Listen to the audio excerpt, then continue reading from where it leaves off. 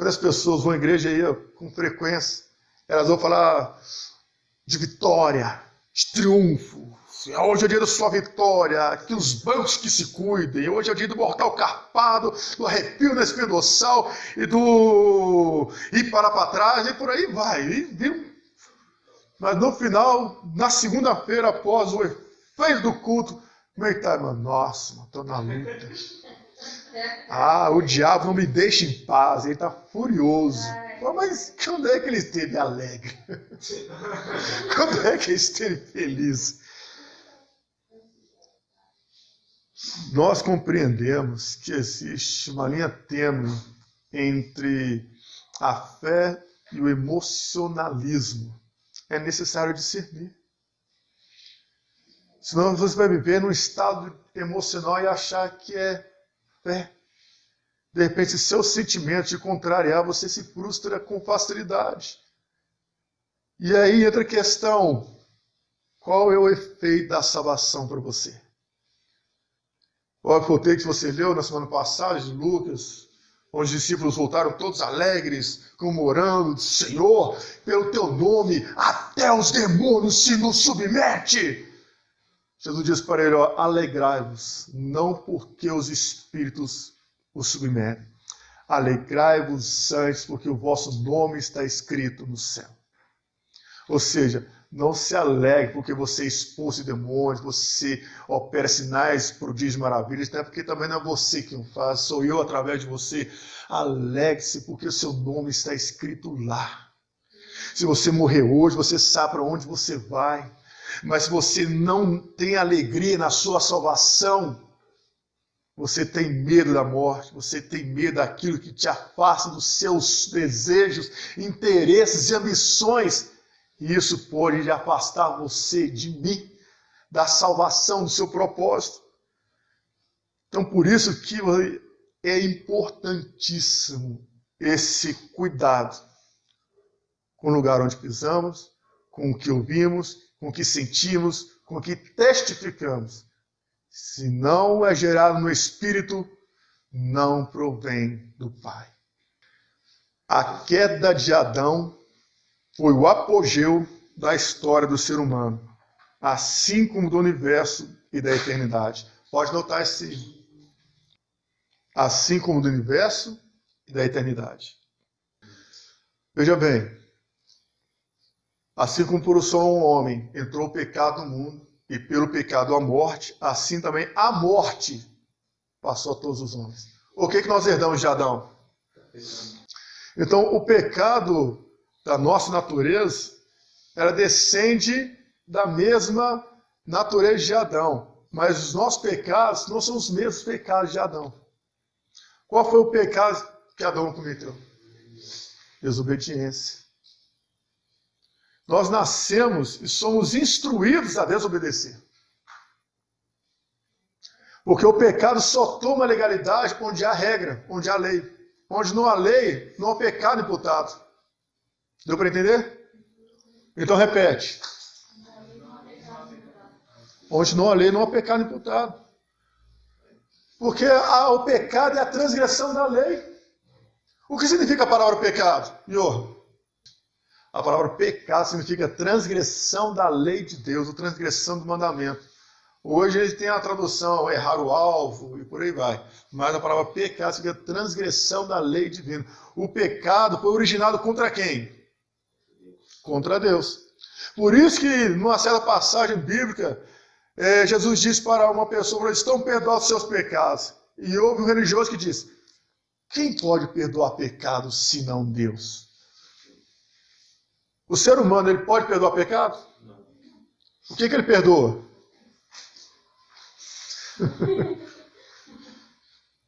Sei. Você aprendeu com seu pai, né?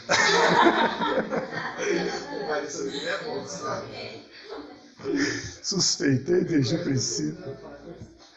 Então, o ser humano só perdoa ofensa. A oração do Pai Nosso ensina-nos o quê? Perdoar o quê? As ofensas. Então, irmão, o pecado só Deus pode perdoar. Por isso que o pecado da nossa natureza, a transgressão que nós trazemos conosco pelo conhecimento da lei, da vontade de Deus, ele só pode ser perdoado pelo Pai, em Cristo. Então agora vocês não vão errar mais, né? O que significa pecado? Transgressão da lei. Eu coloco da lei de Deus. Viu? Então, quando Adão abriu a porta para que Satanás entrasse, ali tudo que diz respeito à humanidade, ao universo, à eternidade, tudo foi afetado. Você tem uma dimensão do efeito destrutivo do pecado, imagina tudo que Deus foi criando, e à medida que ele foi criando, ele diz, é bom. Criou Deus o céu, é bom, a terra é bom, tudo Deus só diz, é bom. Hã? Só o homem que não, o homem foi melhor ainda. Você perdeu a oportunidade de ficar calado. Tudo que Deus fez é bom. Tudo que Deus fez é perfeito, maravilhoso. Com a entrada do pecado através do homem, agora uma pergunta, né? Por que através de um homem? Por que não foi através de um boi, de um jumento, de um cavalo, de um leão, de um tigre, de um urso, de uma águia? Por que através do homem? Por que através do homem? No homem foi centralizada as duas naturezas. Somente no homem foi centralizada as duas naturezas. Nós falamos semana passada. A natureza terrena e a natureza divina. Quem lembra aí do que está ligado na terra, ligado no céu? Por que ele foi no homem? Porque ele sabia que se ele conseguisse entrar por essa porta, ele teria acesso às questões da terra e às questões do céu. Por isso que ele ronda as regiões celestiais, porque ele tem legalidade. Por isso que ele consegue se alimentar do pó da terra, do pecado do ser humano, porque ele tem legalidade. Porque a porta foi aberta, a chave a ele foi entregue. A autoridade, aquilo que liga no céu e na terra, agora ele tinha acesso, porque foi entregue a ele. O que ele disse lá no livro de Mateus, capítulo 4, ele foi tentar Jesus e apresentou os reis e a glória do mundo. O que ele disse? Tudo isso me foi entregue. Quem foi que entregou para ele?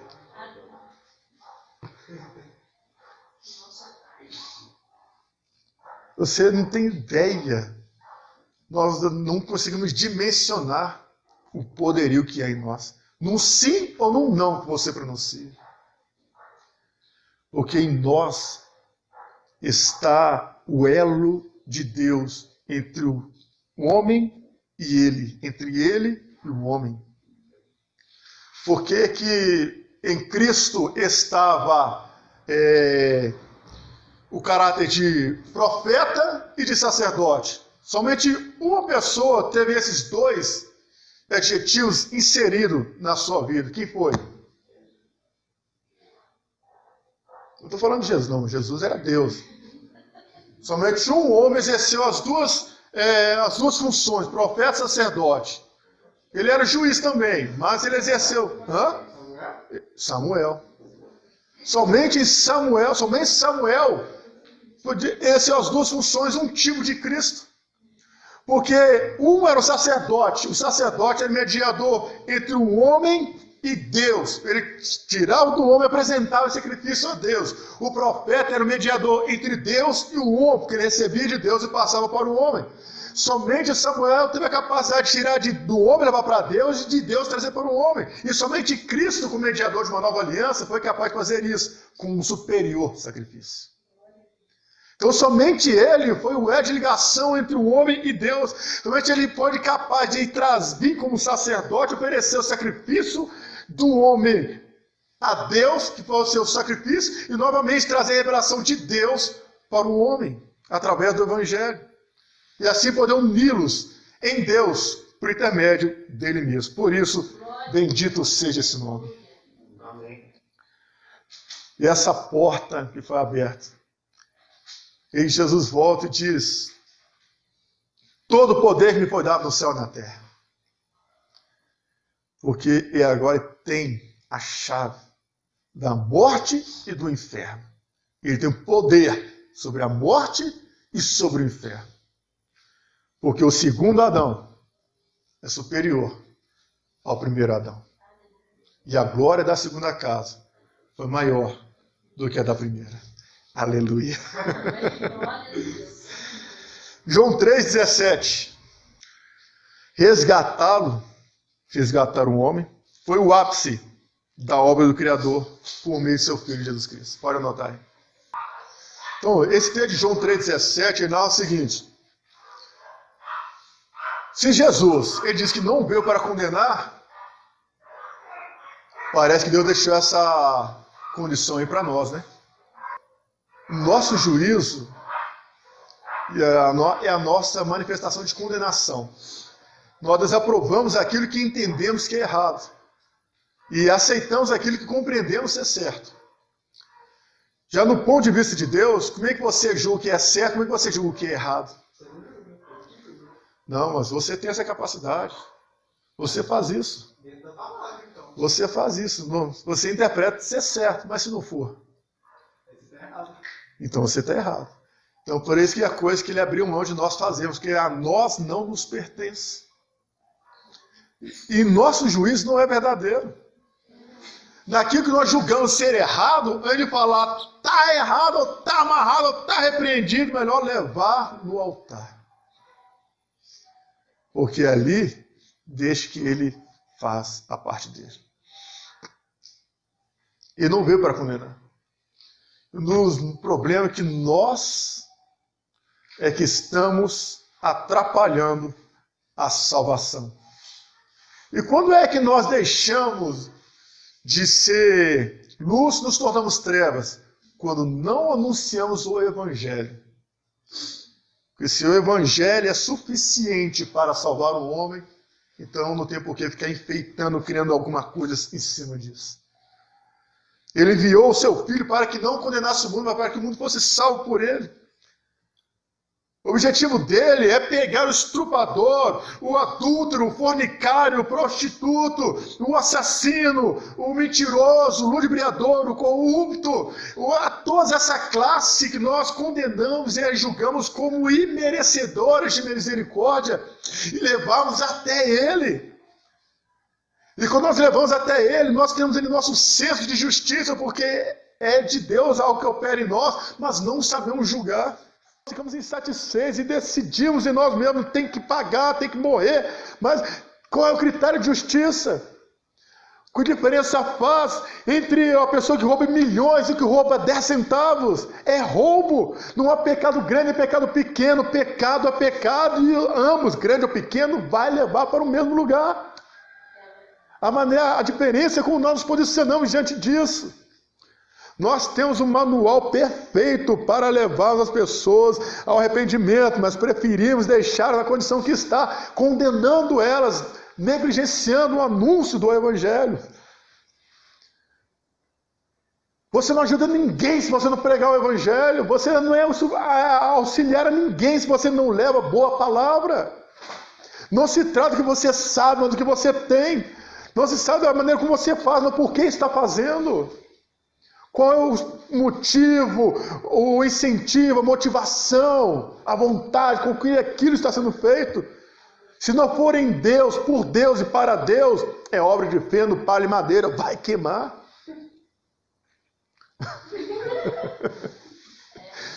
Vai queimar. Então, se aquilo que você faz, seja onde for, no que você fizer, seja em casa, seja no trabalho, seja na igreja, não importa o que você faz, você pode pregar, pode ensinar, pode cantar, pode fazer o que for, mas se não for feito em Deus, por meio dele, é obra de feno, palha e madeira, vai queimar. Você vai forçar, e não vai sair uma gota de óleo, porque está seco. O problema é que o Evangelho tem sido ofuscado e turvo na sua visibilidade, porque as pessoas não conhecem o Evangelho que tem poder para salvar.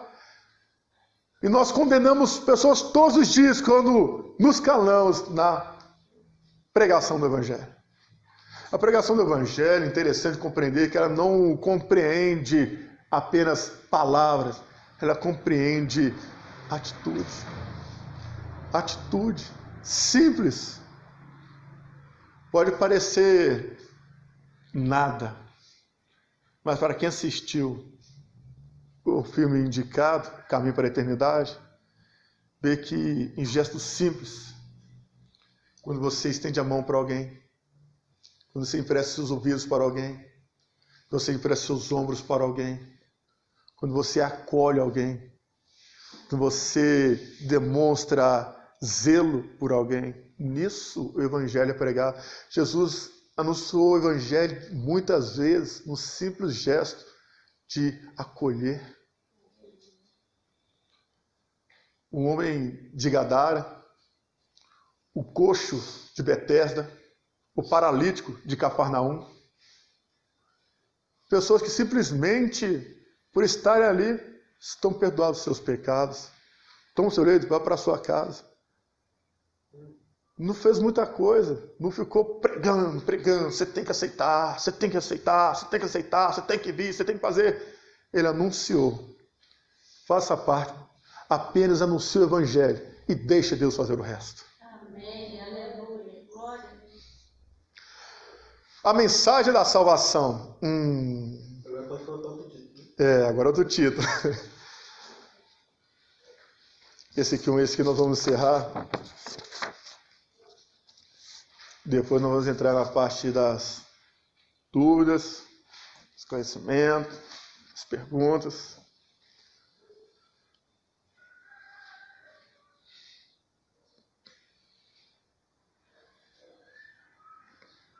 A mensagem da salvação. Tá anotado aí? Eu vou ler, depois não vou citar referência. A mensagem da salvação está arraigada ao Evangelho. Todavia, ela tem perdido o seu significado original e caído no uso banal. O que era para ser valorizado e honrado, hoje é desprezado, rejeitado, banalizado. Sua essência não é vista com os mesmos olhos da eternidade, mas com os olhos da perversidade, carnalidade, impiedade. Pessoas que no início de sua caminhada com Cristo eram motivadas com a alegria da salvação, hoje, com a palavra no campo da banalidade entre nós mesmos, ela não nos inspira a desejar o céu e nos faz conformar com a terra. Por isso, não cantamos Maranata, ora vem Senhor Jesus, mas minha vitória tem sabor de mel. 1 Timóteo capítulo 1, versículo 18, por favor. Esses homens, Emineu, Alexandre, são pessoas que se converteram pela pregação de Paulo. No início da caminhada, era aquela alegria com todo novo convertido. Alegria, satisfação, aquele prazer, aquela coisa toda. Mas, de repente, começaram a perder o foco e a visão acerca do que se trata de fato o Evangelho. E a proposta dele, que é de remissão dos pecados e redenção da humanidade. Então, qual foi o conselho de Paulo para Timóteo? Olha, conserva a fé e a boa consciência. Depois que você se converte, você tem que ter com ímpeto na sua alma zelo pela sua decisão. Você decidiu por Jesus Cristo. É uma decisão importante, mas se você não for instruído a viver isso diariamente, cai no campo da desonra, cai no campo da banalidade, do casual. E quando isso acontece, nada faz sentido. O Evangelho não faz sentido, a fé não faz sentido, porque você atenta com mais frequência às decepções, às frustrações e aos erros existentes no convívio da família do que propriamente na mensagem salvífica que ela repassa. Então, por isso que é para nós enxergarmos com mais clareza os defeitos existentes entre nós do que as qualidades que o próprio Cristo fez por nós. E por isso nós geramos conflitos na mente. E com o passar do tempo, vem a apostasia. Desisti de voltar para trás. O que aconteceu? Irmão, o povo é hipócrita demais. Não, o evangélico é povo tudo hipócrita. Ou povo mentiroso. E hoje está pior do que antes. Eu não suporto essa classe. Não, me disseram que queriam fazer isso e aquilo, mas não fizeram. Não, foi um absurdo que fizeram comigo. Autocomiseração. Alguém tem que arrumar um flagelo para essa pessoa poder se torturar, porque está se sentindo muito humilhado. É necessário preservar a boa consciência. Paulo ele diz, por isso procuro sempre ter uma boa consciência, tanto para com Deus como para com os homens. Em Filipenses capítulo 4, a partir do versículo 9, versículo 8, ele diz sobre o que pensar em tudo que é bom, que é amável, isso é que ocupe o vosso pensamento. Já a Bíblia diz, tem de vós o mesmo sentimento que houve em Cristo Jesus, nosso Senhor. Há um ensino sistemático acerca dessas coisas. Daniel, lá na Babilônia, ele diz que buscava sempre ter uma boa consciência para com Deus, sem ofensa. O que está permeando a consciência da cristandade, dos evangelhos, dos crentes da atualidade? Me dá minha vitória me dá. Essa é a mentalidade das pessoas hoje. Vou na igreja buscar a minha vitória, então fique em casa. Você vem na igreja para oferecer a Deus um sacrifício vivo, santo e agradável, que é o seu culto. Se você não tem nada para oferecer, vai ser entrar frio, vai ser gelado, vai dizer, não senti nada. É claro que não. Vai sentir o quê? Não tem como sentir nada dessa forma. A mente está cauterizada, o coração está contaminado, o corpo está minguando, não tem nada, está seco. Vai exalar o quê? Quem não exala o bom perfume de Cristo, exala o odor de Satanás. E aí que está acontecendo dentro das igrejas? Pessoas como Emineu e Alexandre estão disseminando. Olha, se eu fosse nem na igreja não, cara. Se eu fosse nem ficava naquele lugar não. Eu não gostei daquela mensagem não. Aquele foi muito duro. Aquele foi meio direto para você, cara. Se eu fosse você, tomar alguma coisa, tomar alguma medida. Conversava com ele, cara. Isola ele, bloqueia ele no Zap. No Instagram, exclui ele. Aquele ali não é de Deus não. É muito fácil agir dessa maneira, quando na verdade o objetivo de ser confrontado é colocar as desordens existentes dentro da casa. Uma casa desordenada, qualquer coisa que você faz, qualquer passo lá dentro, poeira levanta, está suja. E se não houver limpeza, você limpa a casa só quando você entra para dentro dela, logo na mudança. Depois... imagina essa casa depois do tempo como é que vai estar. Você toma banho só quando você compreendeu o que você precisa tomar. Depois do resto da sua vida você não toma mais banho. Como é que vai estar a sua vida? Eu estou te citando exemplos, você está rindo, mas veja bem.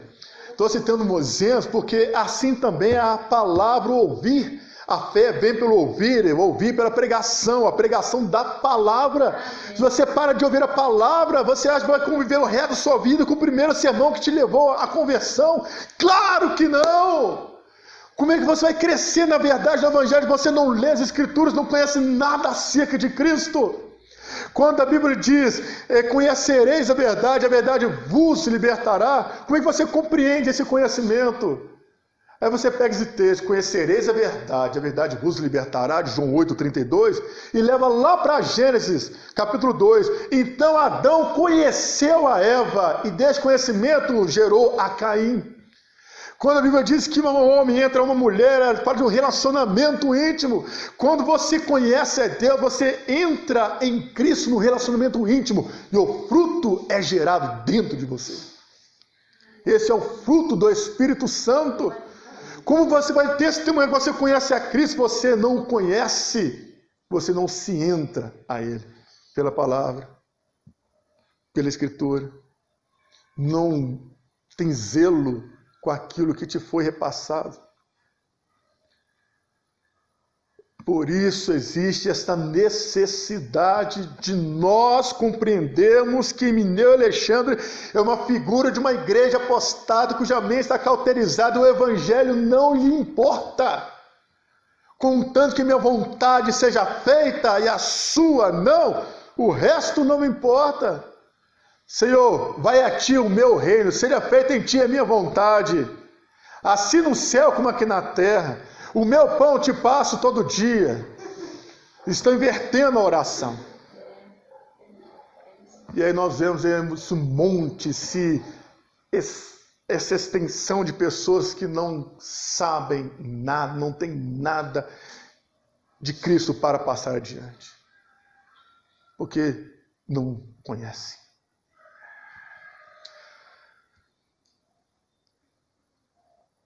Combater a boa milícia, o bom combate, é uma responsabilidade que está em nós.